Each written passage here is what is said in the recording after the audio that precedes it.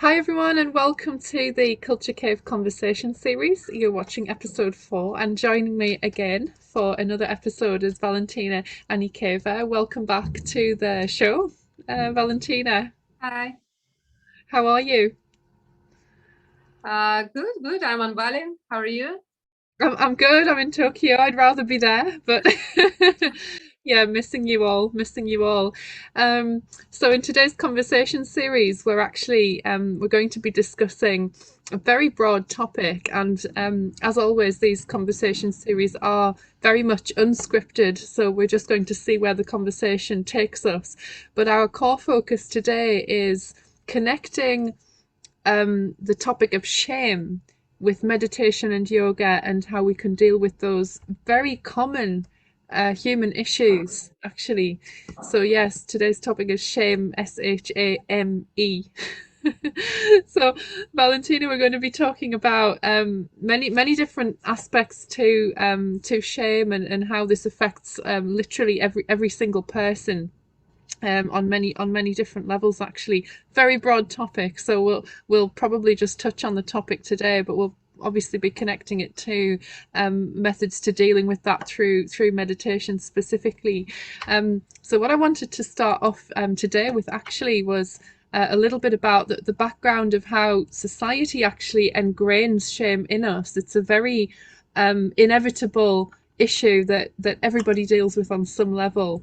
And from my perspective, what I've always found really fascinating about shame is the different expectations in society and how that actually induces feelings of shame. So initially, it would come from our parents or the people that bring us up, but also I think it's very much connected to kind of beliefs, about the behavior of others, connected to empirical expectations in social psychology.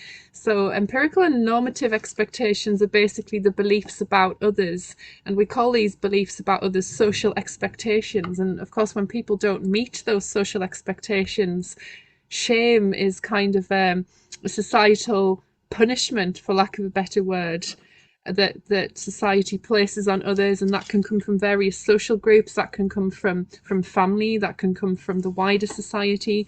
So there are so many layers to this. And of course, we all grow up with shame on some level. It would be foolish to assume that none of us have shame, because we all have it in some shape or form. Valentina, what would you say on the topic of shame that would be a kind of a universal shame that we all feel? Yeah, I would say that I totally agree with you that we have shame, this shame program on many levels of us, on our family level, society level, and like humanity level. And but first of all, I would like to how to say it to say something in defense of shame, because it's this program is not that useless as we can think. It's just a tool. It's just a tool, and let's say that it's. And first of all, we have to understand the function of it, because when we use it as a society, as parents, we use shame to rule or to make other people to change their behavior, or to make someone to obey the rules, which is basically good if the rules are made for everyone's benefit. If we, let's say that if we just go to some cafe and the rule is not to smoke in it, because I know that in some countries it is prohibited to smoke in public places, and in some countries it's allowed. And for let's say that for those countries where we are allowed to smoke in the cafe, then the only tool we have to prevent someone to smoke in front of us, if we don't smoke, or in front of our kids, so not to get this smoke inside us, is shame. If someone, let's say, if someone would feel shame, then he wouldn't smoke, right?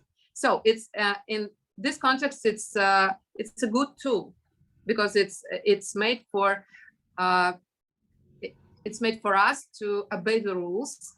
If the rules includes benefit for everyone, for us as a family, for us as a humanity, for us as a society, then it's good. Then the shame can be used for like as a compass to show us where we like step on someone else's borders, because our freedom ends where someone else's freedom begins, and that's the like the function of shame. But there is a thing, because when we need someone, like as a parent, if you have kids as a parent, we use shame as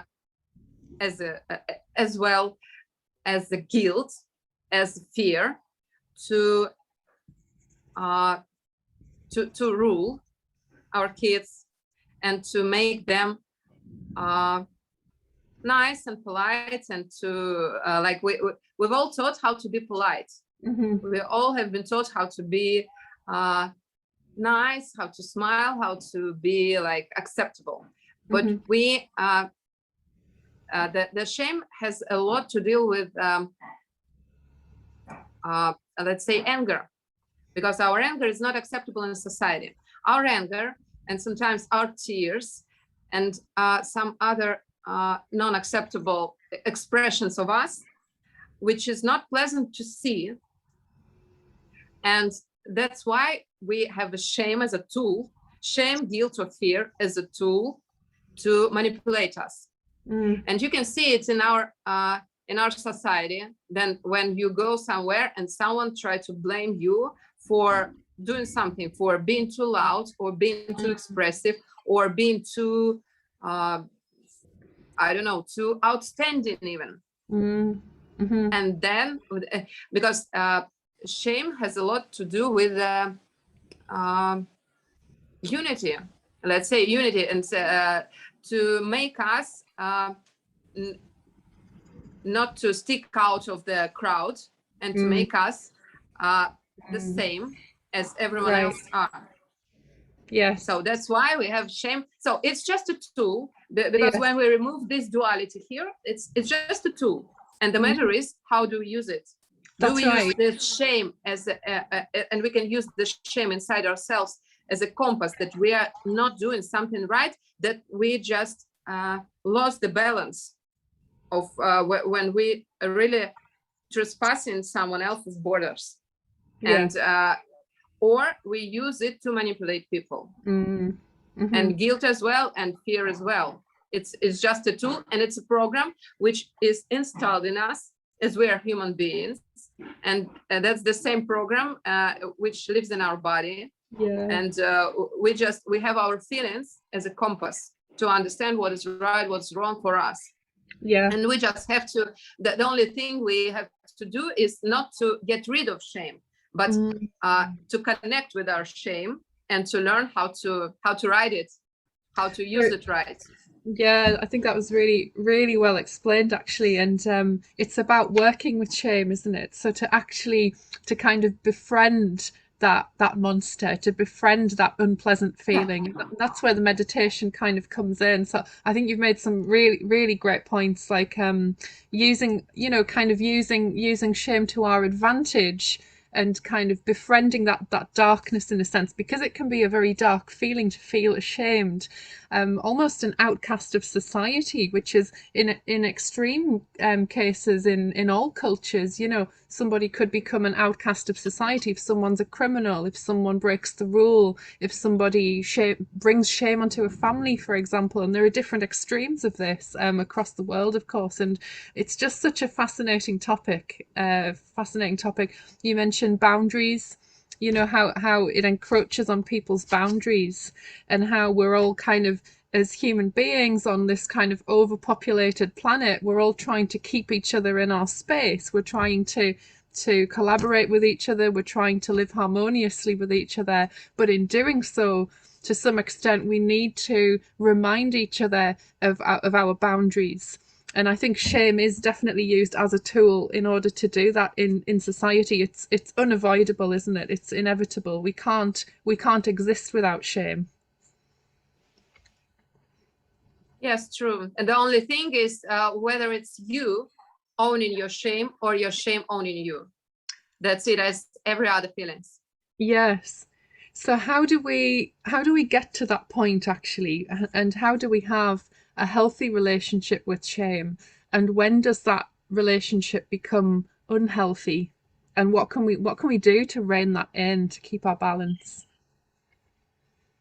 I would say first that the the checkpoints of whether it's good shame or not, I mean, good for us, whether it's useful or not, is Hmm. just to bring some consciousness here.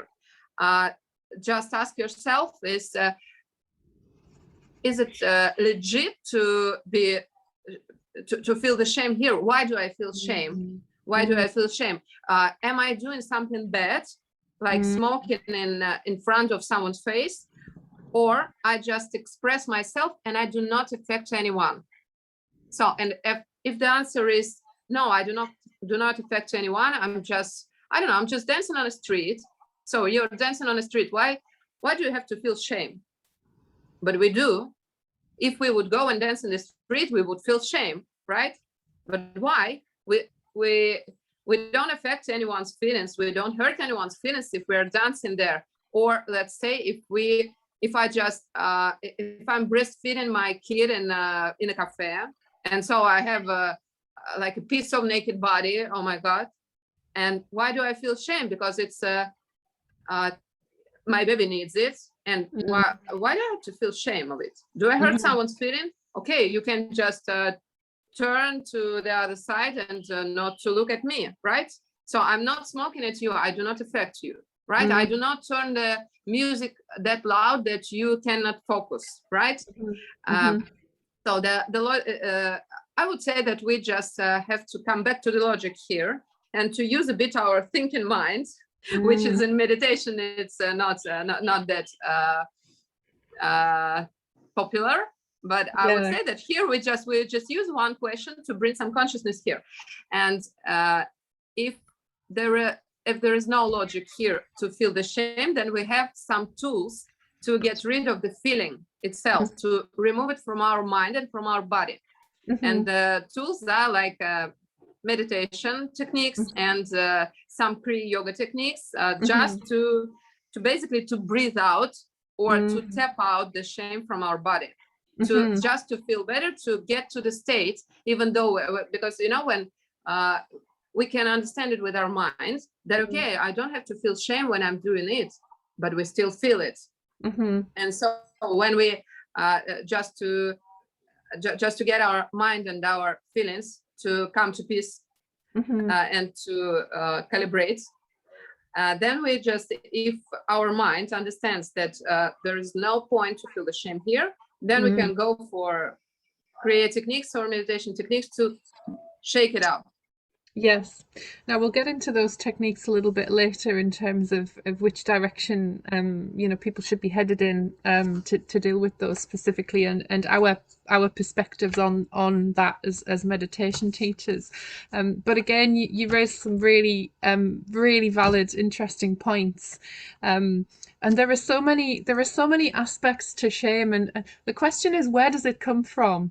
And to what extent should we be exploring how deep that shame lies? Because shame is a very, very deep emotion. It comes often from childhood and maybe even subconscious thoughts that we're not even aware of. It's such a deep concept, isn't it? Yes, it's very deep, and I would say it's not only in our subconscious, it's in our ancestors' subconscious, because shame is like a vital program which somewhere in past which just helped us to survive, because at some point it was really useful to be not outstanding Yeah. and to collaborate with other people on that level that you just don't have to, I don't know, to have some abilities with which others don't have, or to you just have to be really in really really deep coherence with them, so not to stick out, because and it when times were not that relaxed as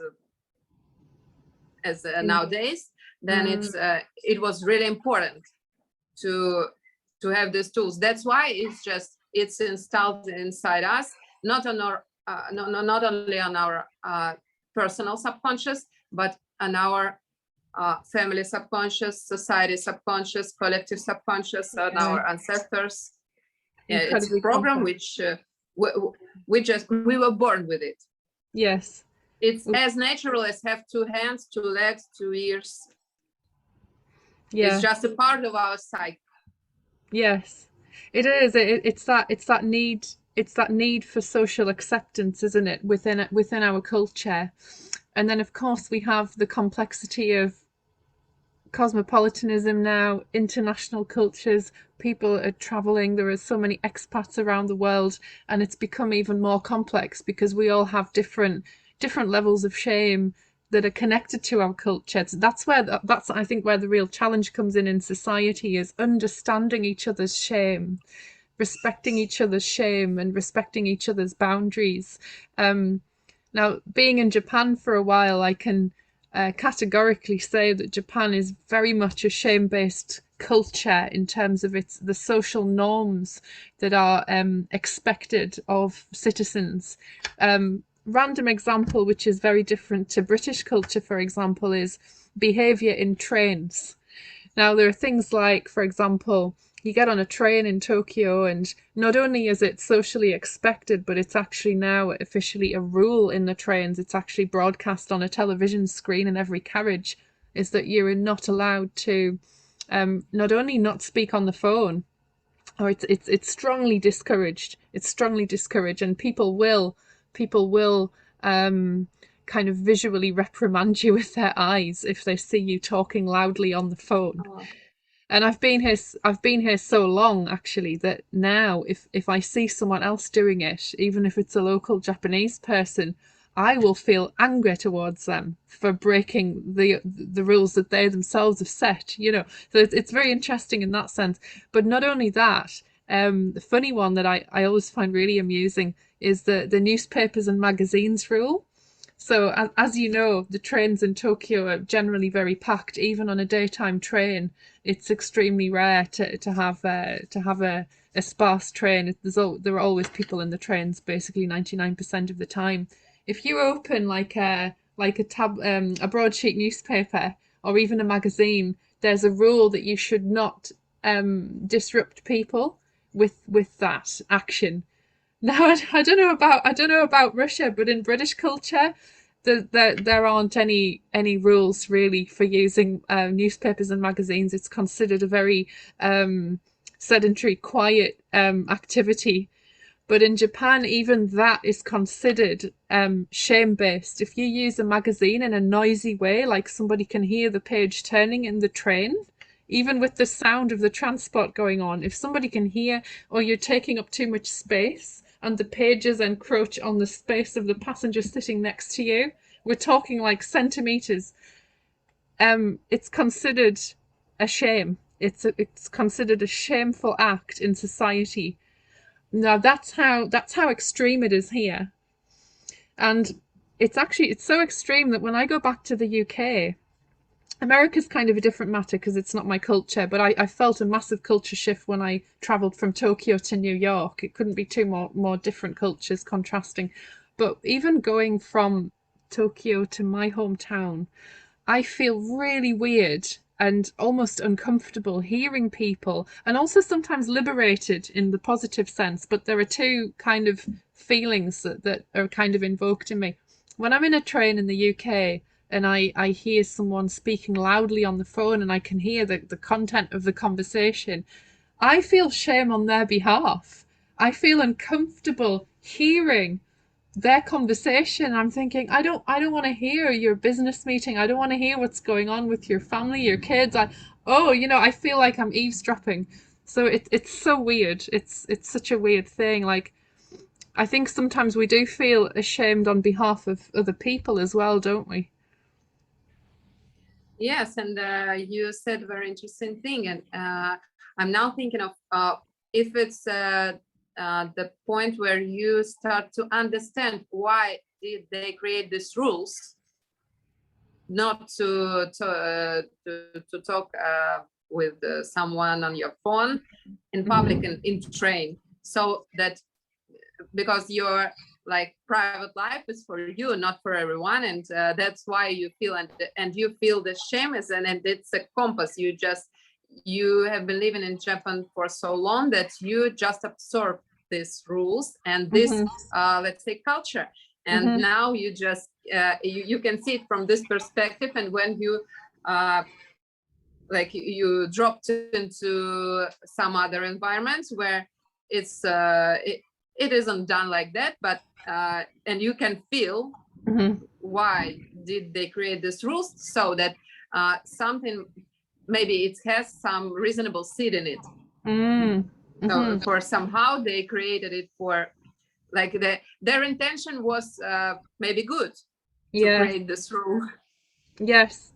Well, there's another aspect to this, which of course, well, fundamentally, that it's about consideration in Japan, and Japan prizes itself. In fact, it's very proud of the fact that it considers other people through these rules. Whether that's actually done in practice, again, different layers to that, because culturally there are said to be three faces in Japan, which is also connected to shame and how much we reveal of the self. There's the face that is shown to the public. There's the face that is shown to family and friends, which is in other terms the person that you know, and that's the closest face you'll ever see. And then there's the third face, which is the face in Japanese culture that nobody ever sees, and that's your true face. So there are three levels of complexity to that, and again, something that as a Westerner you inevitably struggle with, because again, I think British culture admittedly probably has three faces too, but they're less stark in contrast. You know, I like to think that I try to show my true face, and sometimes it gets me into trouble. How does that compare to Russian culture, Valentina? Do you have any insights to share on the faces within Russian culture? In Russia, we actually don't use like face for public. It's we still have this like when you smile and pretend that everything's good when it's not.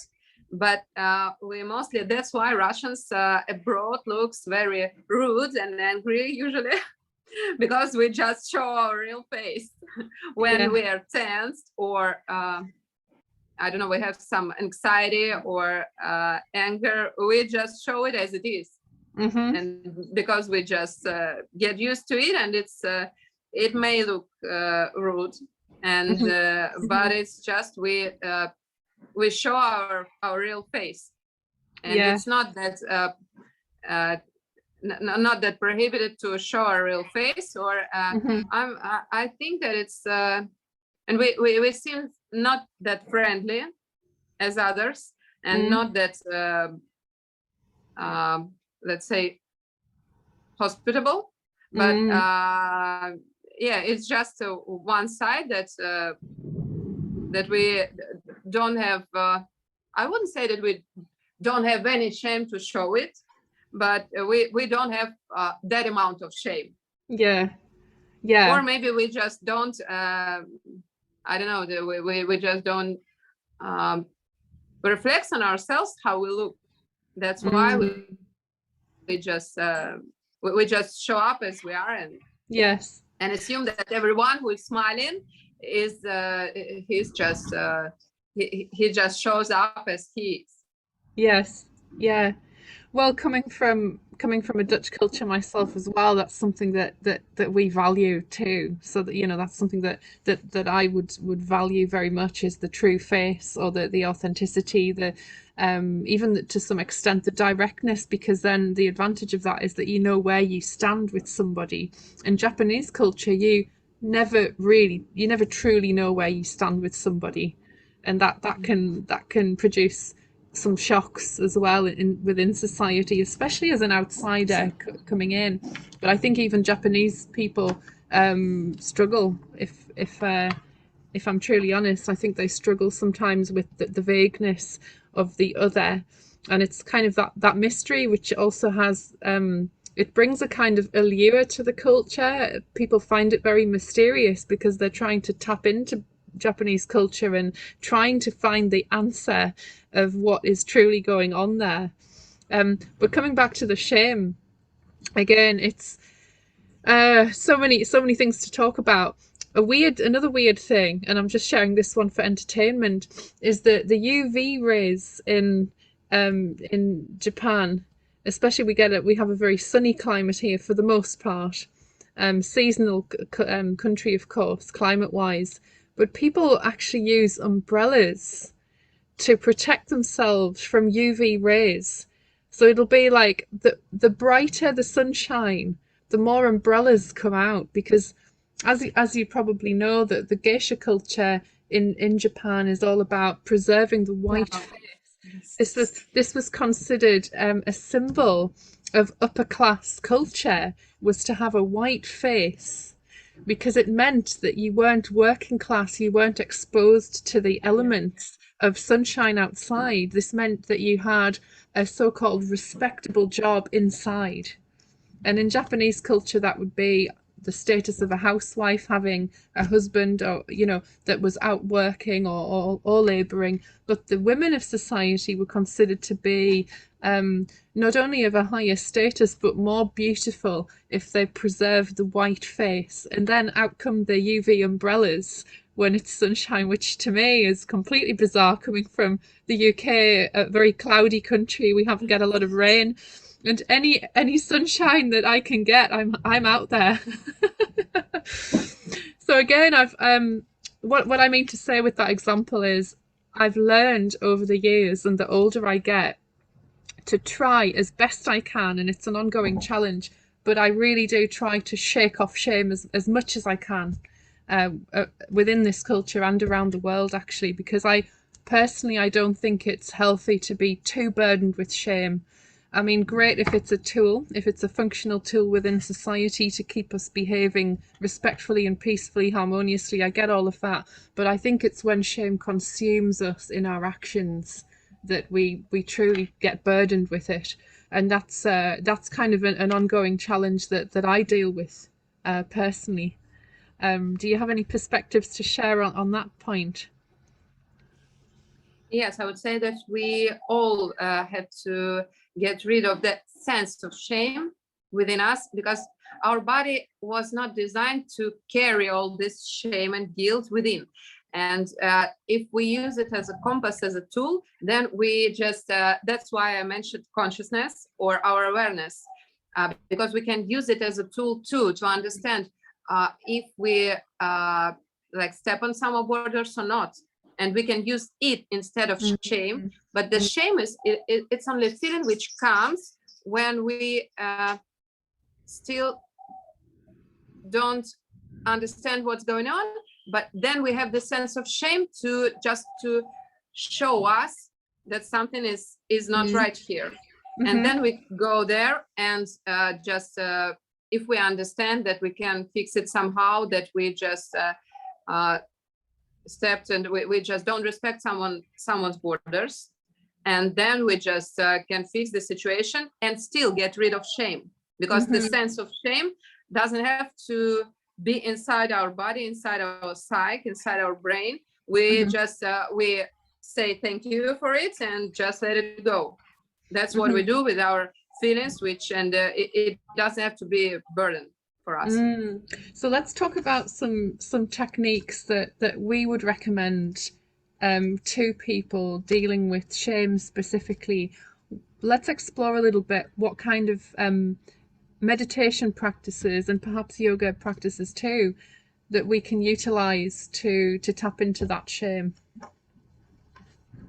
Well, we have in our body, in our physical body, we have some points linked to particular emotions. And for shame is the special place in our body which is linked to our guilt and shame. And we can tap in on it. We can just shake it off, or just breathe it out.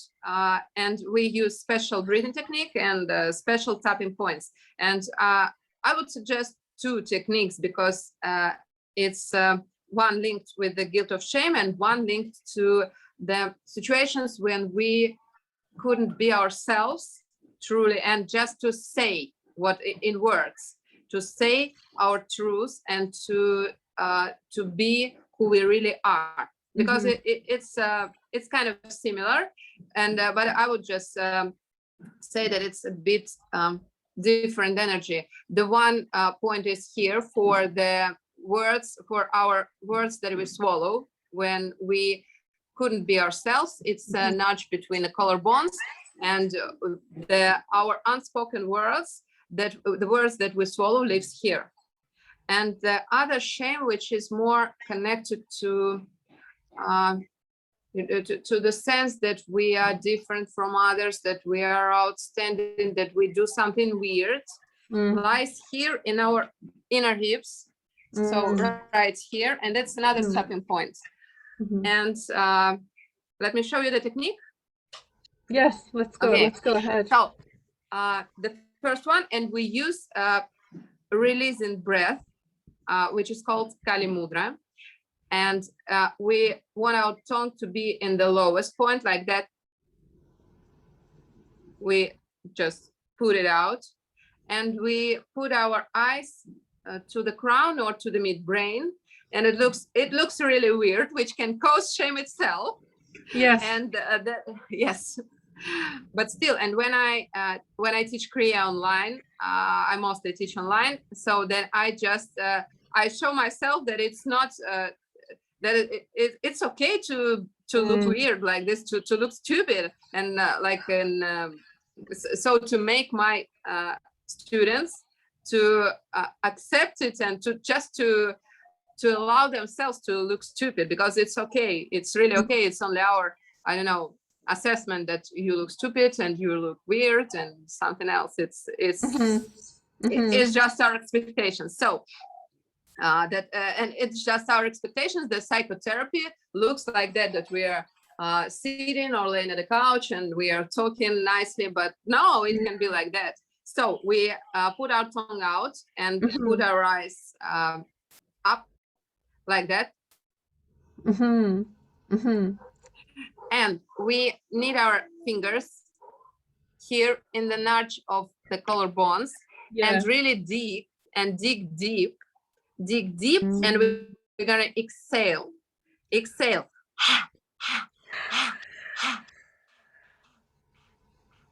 And we're exhaling from this place, from this nudge, and we're exhaling all the worlds that have been swallowed, all the situations when we couldn't be ourselves, that we didn't allow ourselves to show up as we are, that we just didn't say something to please someone, and we just we didn't speak our truth, and then we just exhale it. We are exhaling from our throat. We exhaling, and just you just do it for 30 seconds up to 2 minutes, depending on how many stuff do you have here, and let your body decide how it wants to release. You can cough, you can, and when you do Kali Mudra, this thing, your body can feel like it wants to cough or even to burp, which can cause shame too, but it's okay.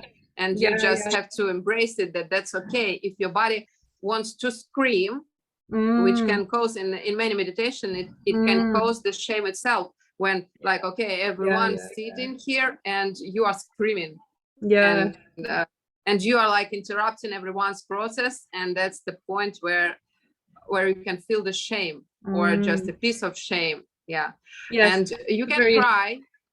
Your body can decide that you have to release through tears or through sounds, or even you can even feel like you want to throw up, and that's okay too. That's because shame lives in our physical body as well, not only in our mental body and our emotional body. It lives in our physical body as well, and we have to get rid of this stuff. So we want to keep our awareness of someone else's borders, or some agreements, or maybe some rules that we break. Yes. But we have to get rid of the sense of it, of this of this feeling. Yeah, there are a few points I want to pick up on here. Is that shame is actually very much connected to pain, and again, this is something that in tribal cultures was enforced on people, was that shame was immediately impacted with the feeling of pain. People would become social outcasts if they behaved in a way that was not considered part of that tribe. And that's such a powerful ancestral emotion that's been passed down through the generations and through social behaviors to this very day, is that shame and pain kind of go hand in hand. They're so closely connected that it's almost impossible to separate them. But we have to find a way in to separate those emotions, don't we? And another thing I wanted to mention was that emotion is, of course, energy in motion. So it's energy that we have to shift, and that's something that we talk about a lot, isn't it? It's the importance of shifting that emotion. It's no use locking it away with more shame, because it's almost like the door is so firmly bolted on shame. Things get brushed under the carpet, whether it's mental health, whether it's a certain behavior, whether it's something that's considered unhealthy or shameful, or that makes us feel uncomfortable. It's kind of brushed under the carpet by many cultures, and that's probably one of the unhealthiest things that people can do. And there are so many doors that are bolted on top of the other through history, through ancestral connections, through family. Yes, that's true. We're social animals, so to feel left out is really fearful for us. It's really, we cannot survive on our own without society, without humanity. We meant to be together in a group. That's why shame is a social tool. Indeed. And the beautiful thing is that emotion is energy, basically. And there are no good and bad emotions. The thing is just to move it, and when they are moving, they're transforming, and that's the point. We just want to move it. That's it. We don't want to have it stuck here. That's it, because even when we die, the energy goes somewhere. The energy goes somewhere. I mean, it has to. So the energy changes, whether we become a part of the earth, whether people believe or not. But the spirit, when it leaves the body, the energy is going somewhere, right? So energy is always, as we say, changing. It doesn't just disappear. Another one I wanted to mention, Valentina, and I welcome your views on this also, is the Kundalini meditation, which I think is perfect for releasing a lot of shame, anger, emotion, anything like that. The Kundalini meditation, which we can certainly perhaps demonstrate in a future episode, is it's basically in 4 parts, isn't it? And this is part of the active consciousness meditation that both Valentina and I teach. And the active consciousness meditation is about kind of unconventional methods of meditation, right? We're not just talking a kind of standard Vipassana meditation. We're talking about motion meditations. Some of them are very physical meditations as well. So that the Kundalini meditation is basically, it involves a lot of shaking to awaken Kundalini, which are the energy centers moving up the body based on kind of Hindu practices, ancient Indian practices, and incredibly powerful just to kind of think outside of the box. So it starts off with 15 minutes of shaking, which is to get rid of that all of that static energy that we might not have even been aware of. And it's also to kind of get us moving, to heat up the body. And then the second phase is all about dance. So it's the positive interaction of dance connecting to music. And then the third one, I believe, is the static mode, isn't it? So we suddenly come to a standstill like a statue, which can be incredibly challenging because we've done all of this energetic flow for about half an hour at that point, and then we freeze and we become very aware of what's going on in the body. So that's where our awareness comes in, and then we have a 15 minutes of savasana to cool down from all of that. But again, one of my favorite practices personally is the Kundalini meditation. I would love to demonstrate that sometime with you, Valentina, if you're up for that. Yes, sure. I love Yeah. Kundalini as well. And the other thing is, which is connected to Kundalini meditation, I would say that Kriya Yoga is really similar to active meditations, because when we talked I think in previous episode, when that the point when we can come to this silence and stillness is only after we shake it off, everything that we have, not only shame, but anger as well, fear or anxiety or worries, or our thinking mind, and our thinking mind can stop only when we move all these emotions. We move it and we transform it, and we just we have this how to say, the flow, and we are not stuck anywhere. So, and we just can be in this silence and stillness and serenity. And so the other one, which is Kundalini, is about this shame, not about this shame when we have a lot of unspoken words, but with this shame, which connects more to our, let's say, sexuality and our expression and our appearance in our body.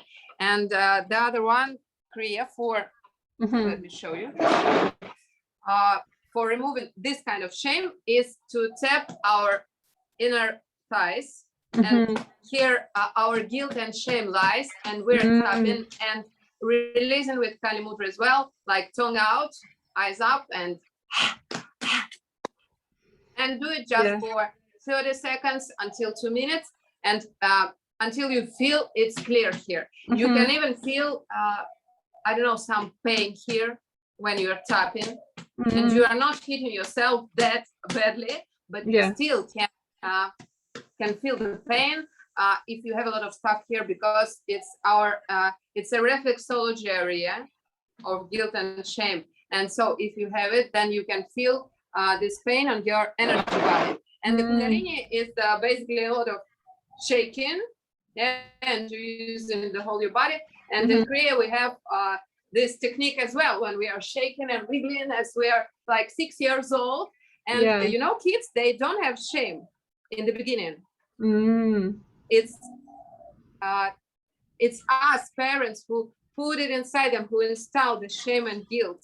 And kids will, if I ask my kids to do this, they would do it just naturally and don't. And when I ask my students online to do this, they feel stuck a bit, and they cannot do like this weird face. They just can't, because they have this program inside. And we spend some time to get rid of it, to just to calm them down, and to explain their to explain them, and to give them a feeling that that's okay to be weird, to shake it up. I'm not stepping on someone else's borders. I'm not doing something bad. I'm not doing something really bad, even when I look not very pretty. Like I don't do anything bad, right? So why do I do? Why do I have to feel shame? Indeed, it's and I think the sooner that society realizes that these kind of self-healing tools are exactly what it says on the tin, they are self-healing tools, and it's all about the relationship with the self at that point, and not with other people. So it's essential. And I mean, I hope for the day that society on a broader scale kind of accepts that these are techniques that shouldn't be shamed. The techniques themselves shouldn't be shamed, or if you're a yogi, you're labeled as a hippie or something like this, because that's another common thing that some people might kind of amusingly label yogis as, or meditation teachers. Oh, it's kind of this wacky lifestyle, or it's something connected to a 1960s hippie ideology. Not at all. Not at all. I would disagree with that. um, Another thing I wanted to mention, Valentina. So yeah, a couple of points. I wanted to come on to laughter a little bit later, and laughter yoga. But first, you mentioned the point about the throat. Really interesting. So whatever we lock inside verbally, whatever is suppressed that society or people close to us don't allow us to express potentially, it does actually lock itself physically. And this is where the yogic bandhas come in. We have Jalandhara bandha in the throat area, which is also connected, of course, to communication. And it can actually physically manifest itself, can't it, in terms of a sore throat, in terms of, I don't know, it could be a condition like tonsillitis. I mean, it's a fact. It's a fact that these mental suppressions manifest themselves physically. And then another point is that the sacral area, even the genital area is considered a shameful area, because we always have to dress, we have to cover up, we have to be ashamed. We're taught to be ashamed of that area. And it's interesting. I had a very interesting childhood growing up, because I grew up in a British culture which is very shame induced, actually. Not as extreme as Japan, but it has its own layers of shame connected with I guess religion for centuries, Christian religion. Yeah. um and then on the opposite side, my mother from a much more kind of a radical liberated culture, brought kind of discussions of sex. She would talk openly about sex, which in the British family was considered really radical and quite strange. In my mother's culture, perfectly normal in Amsterdam to talk openly about sex. Prostitution is talked about there very openly. It's not necessarily revered, it's not necessarily celebrated, but it's accepted as part of society. So again, another a completely different topic there, but discussions about sex, I think, are very healthy. Yes, everything which is discussed, which we can discuss open, is healthy. Unhealthy is when we try to put it under the rug. It's really unhealthy, and you can in psychotherapy we have this term that is dysfunctional family. Dysfunctional system is when we have some unspoken rules which still affects us, but we just and we it wasn't like an open agreement, but we just absorb these rules and we obey them, but we didn't accept them consciously. And there are some, and that's where our guilt and shame came from our let's say family, when for instance our parents tried to make us responsible for their feelings, because when it was the only tool they had to make us be polite and nice. Because when if they didn't use fear, for example, then they had to use some other tool. If they couldn't scream on us, then they could just say something like, okay, I would feel bad if you did it, or look how you disappointed me, or and they try to put it on ourselves, put it on us, this responsibility for adults feeling. And then when we absorbed it, and then when we learned that it is not okay to be like that, to behave like that, to express ourselves fully, then we learn that it's not something's wrong with us. That's right. For fear of being the outcast again. So it comes back to the punishment of society casting us out for not being in line with something. It's a very dangerous thing, though, isn't it? Especially in personal relationships, is the line between where it's healthy to have someone behave in a healthy way, but also where does that boundary get crossed, and where is it used as a tool of manipulation and even abuse. Hmm.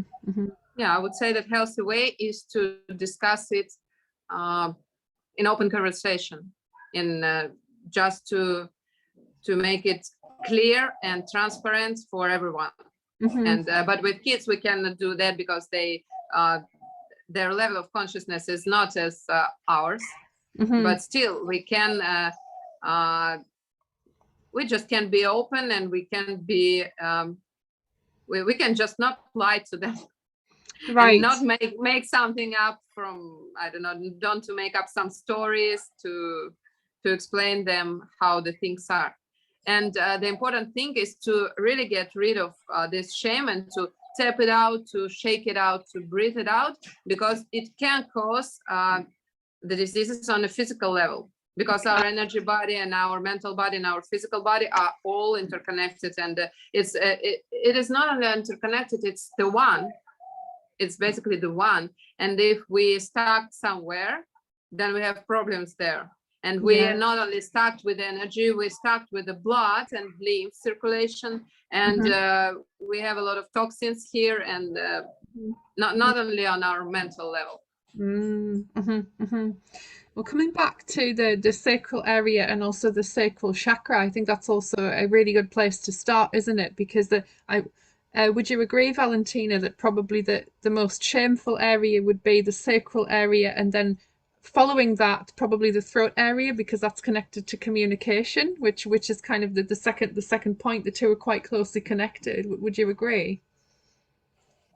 Yes, I would agree. That's why we have these two main kriyas for breathing out the guilt and shame, which is connected to our sexual sexual center, and our shame, which is linked to our sexual energy, which we suppressed at some point, or to our throat area, to our throat chakra, which is connected to our truth, that we and our communications to others, and our courage to say what we think.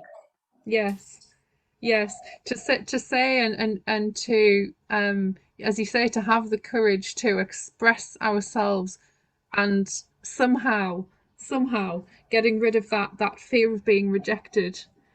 And again, an interesting topic is social rejection and rejection of the self, because it's almost like society has taught us to reject ourselves, whether that's through social media, the pressures of capitalism, consumerism, products, beauty, a massive topic for not only women but men too. Actually, there's a lot of pressure on both genders to look a certain way, to be accepted in a certain way, and then that kind of that learned behavior that we are almost expected to reject ourselves by society. Yes, I would say that it's the same problem with duality. We, like society, try um, to make us think that there is only one way, that we have to choose to reject society, or to reject ourselves, or to that we have to choose that we if we are going to be ourselves fully, or we have to show our respect to society and to the group, or to, I don't know, whether it's your working group or family, or some other group that you belong to, and like, which is important to you to belong to. And but the truth is that we don't have to choose, that at the same time we can be ourselves, and we can fit in the group perfectly. And the only thing is that we have to find a way how, and Yes. that there is always the way. And if we communicate, if we just can ask for what we want and to express ourselves open and not violate anyone else. And we can just and we can be receptive for others, then, and we can let them express themselves. Then we can we don't have to refuse ourselves, that we don't have to break up with someone to just to be ourselves. We don't have to choose. There is always a way. And the thing is whether we both want to find this way or not, whether me and the group want to find this way, how can I fit there or not? And if the group doesn't want you to fit there, then it might be the sign to find another group. That's it. Yeah. Yes. But it's not necessarily mean that you have to refuse to all the groups, and there is and it doesn't mean that no group exists where you can fit. It always it is always the answer. It's always and you don't have to choose. Yeah, beautiful words. And holding the space is a very important important theme, to hold the space for our friends, to hold the space for our students, to hold the space for our family, for our partners, whoever it, for our children, whoever it may be. Holding the space is so important. And I know it was a very important theme in our meditation teacher training. Was we always came back to the phrase "hold the space," and it's so important, isn't it, that just allowing somebody to just be. Yes, no, not more, not less. Just allow them to be. That's it. You don't have to even to say something to comfort them. You don't have to I don't know, to fix it. No, you just the only thing that is really healing is just to be right there for you, and that's it. And just to not to be ruined by someone else's feelings, by someone else's expressions. Just to let it be and let it flow how it flows. Yeah. What are your and thoughts? Just be there. What are your thoughts, Valentina, on triggering shame? So that's a key point as well. Is sometimes the shame in one person can trigger the shame in another, and that could be more often than not on a subconscious level, I think. But it could be on a conscious level too. But how do we explore that? How do we deal with that? The triggering of shame and recognizing it for what it is. I would say that triggering is a really good process because it shows you where you are not whole. Yes. And the thing is that we just, if someone triggers us and if we trigger someone, then it means just that this wound exists in us both. And then we can heal it. That's the good sign. Then if we can see it, if we can really see that someone triggers us with their sense of shame, and if we trigger someone, then it means that that we have power over it. That if we can see it, then we can overcome it. So the recognition of it is something to be celebrated. So even the feeling of, okay, I feel ashamed, that's the first step to the healing. Is, okay, well, I've recognized that I'm feeling ashamed. Of course, that the feeling of shame can manifest itself in many different feelings, can't it? It could be anger. I think anger is a really common one. The anger of feeling shame, the projection, perhaps the projection onto others. I'm feeling ashamed, so I need to get the spotlight off me. I need to get the spotlight anywhere else but myself, because the society has brought this shame onto me, and I kind of almost reject that society. It's like the duality that you mentioned. It's like the kind of I don't know. It's the black and white. It's the light and the dark. It's the yin and the yang. Yeah, yeah. Yeah, that's why we have each other. Yes, indeed. That's why we need other people to show us where we are not whole. Yeah, that's it. That's it. Yeah. Well, thank you, Valentina. I'm sure we'll be back again very soon, and perhaps in the next episode we can explore some techniques. Maybe we could do a Kundalini meditation. I would like to invite you to share a Kundalini meditation that we can share to start shaking off some of these feelings and put energy in motion. Yes, sure.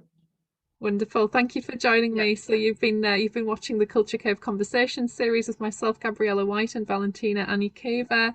So thank you so much for joining me for a really insightful meditation and for sharing your knowledge and experience. Namaste. Thank you. Thank you. Bye everyone.